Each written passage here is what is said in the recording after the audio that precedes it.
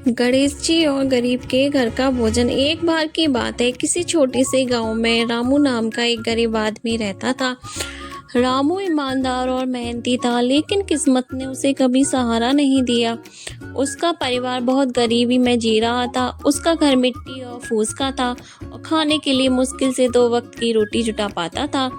रामू के दिल में भगवान गणेश के प्रति श्रद्धा थी। हर रोज सुबह उठकर वह अपने छोटे से घर में बनी मिट्टी के गणेश जी की मूर्ति की पूजा करता था।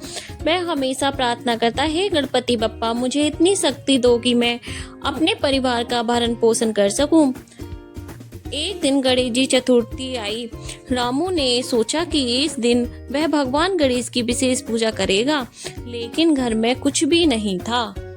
उसके पास सिर्फ थोड़ा सा आटा, दाल और कुछ सब्जियां थी। उसने मन ही मन सोचा, जो भी है वही बप्पा को अर्पित करूंगा। भगवान तो भावना के भूखे होते हैं। रामू ने अपने घर को साफ किया, मूर्ति को सजाया और साधारण भोजन बनाया।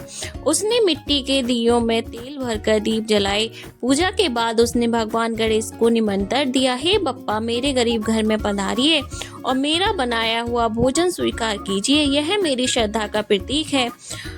गणेश जी रामू की सच्ची श्रद्धा और भक्ति से गणेश जी प्रसन्न हुए। उन्होंने सोचा, यह आदमी गरीब तो है, लेकिन इसके दिल में मेरे लिए सच्ची भक्ति है। मुझे इसकी भक्ति का सम्मान करना चाहिए।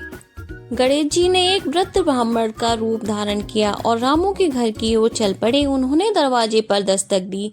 रामू बाहर आया और वृद्ध को देखकर बोला, आप कौन हैं बाबा? क्या मैं आपकी कुछ सहायता कर सकता हूँ? वृद्ध बोले, पुत्र, मैं बहुत भूखा हूँ, क्या मुझे कुछ खाने को मिलेगा? रामू ने तुरंत जवाब दिया, बाबा, मेरे पास तो बहुत कम भोजन है, लेकिन जो भी है यह मैं आपके साथ बांटने को तैयार हूँ। रामू ने वृद्ध को अंदर बुलाया और अपनी पत्नी से कहा, जो भी खाना तैयार है उसे बाबा को परोस दो। पत्नी ने भोजन परोसा, थोड़ी सी रोटी, दाल और सब्जी। बाबा ने भोजन खाया और प्रसन्न हो गए। भोजन के बाद वृद्ध ने रामू से कहा, पुत्र, तुम्हारी यह मेहमानबाजी और भक्ति मुझे बहुत अच्छी लगी। मैं तुम्हें आशीर्वाद देता हूँ कि तुम्हारे घर में कभी अन्न और धन की कमी नहीं होगी।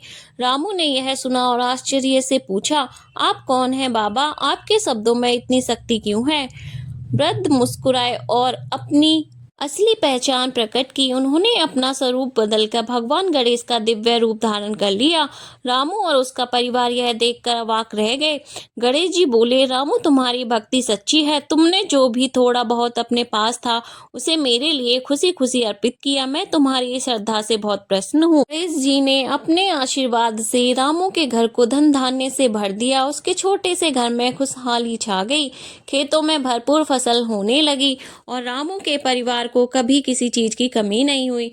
रामू ने अपने अनुभव से यह सीखा कि भगवान केवल धन और बाहरी दिखावे से खुश नहीं होते, बल्कि सच्ची श्रद्धा और भक्ति ही उनके दिल तक पहुंचती है।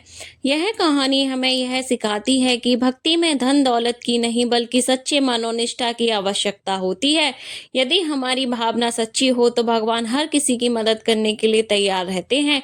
गणेश जी ने यह साबित किया कि गरीब का दिल भी उतना ही बड़ा हो सकता है जितना कि अमीर का। अंत में रामू का जीवन गणेश जी के आशीर्वाद से बदल गया और उसने अपने पूरे गांव को यह प्रेरणा दी कि सच्ची भक्ति और दयालुता से भगवान को प्रसन्न किया जा सकता है। बोलो जय श्री गणेश महाराज की जय।